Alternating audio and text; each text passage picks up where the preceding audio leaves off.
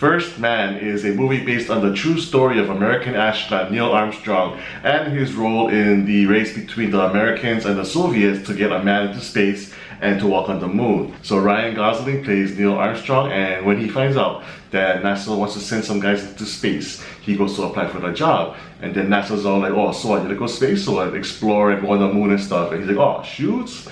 But NASA's like, oh, well, very dangerous, you know. And he goes, nah, chance them, we go. Now, let me start off by saying that I absolutely love Damien Chazelle. He's one of my favorite filmmakers today. His last two movies, or his first two movies, in fact, Whiplash and La La Land, were my #1 favorite movies of their respective years. So of course I was really looking forward to this movie because I wanted to see what he could do with this true life story about this American hero. And Ryan Gosling was in it, who was also in La La Land, did such a great job there. So man, my expectations for this movie were super high. And I really love movies about space travel. I just love the whole mystery, the exploration aspect of it, because we really don't know what's out there. And so when I see a movie about it, I just get really fascinated. So movies like Apollo 13, The Right Stuff, Gravity, Space Camp. Yeah, that's right, I said Space Camp, don't be hating. That movie's awesome, you know it. So you combine Damien Chazelle's filmmaking abilities with the content of space travel, oh man, this film cannot go wrong. I can't wait to see it. So about the first half of the movie, about the first hour or so, I was really into it. Despite it being a little bit slow, I was really looking forward to where the film was going and the story of the film about this whole race between the Americans and the Russians to get to space first. And I just found it really fascinating and I was really into it. But there's always this feeling in the back of my head like, well, this film really needs to kind of get going. And it never quite did for me.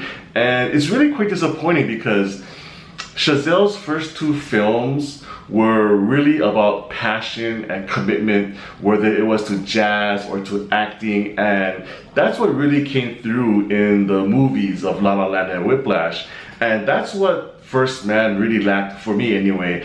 I just felt like this movie lacked a lot of heart, it lacked a lot of emotion, lacked a lot of drama, lacked a lot of intensity. That first hour, like I said, I was really invested in it. I wanted to see where it was going, and then it never really went anywhere. I mean, yeah, the different key aspects of the story took place, but I just really wasn't connecting with the movie, and maybe part of it was Ryan Gosling's performance. Gosling was just kind of very monotone throughout this whole movie. He just portrayed Neil Armstrong to be just this very humorless, kind of loveless kind of guy, really dedicated to his mission. And it didn't quite work for me anyway. I didn't feel any connection to his character. Maybe that's how Neil Armstrong was in real life, I have no idea.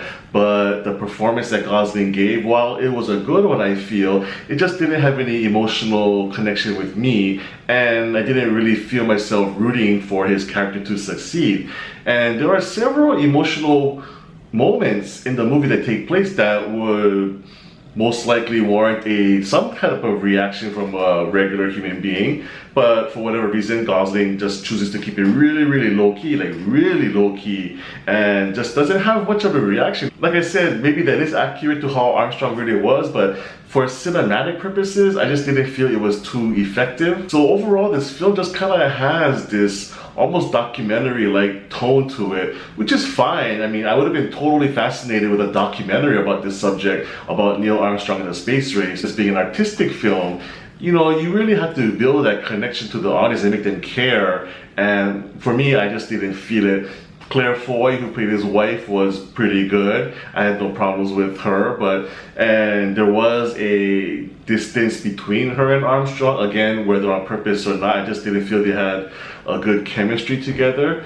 Maybe that was intentional, but I just didn't feel any intensity or drama throughout the movie, whether it was within their marriage or their family, or whether it was with his co-astronauts and his colleagues and his rivals, or whether it was with the Soviets. There were all these story elements in there, but none of them really clicked for me. None of them made me care as much as I wanted to.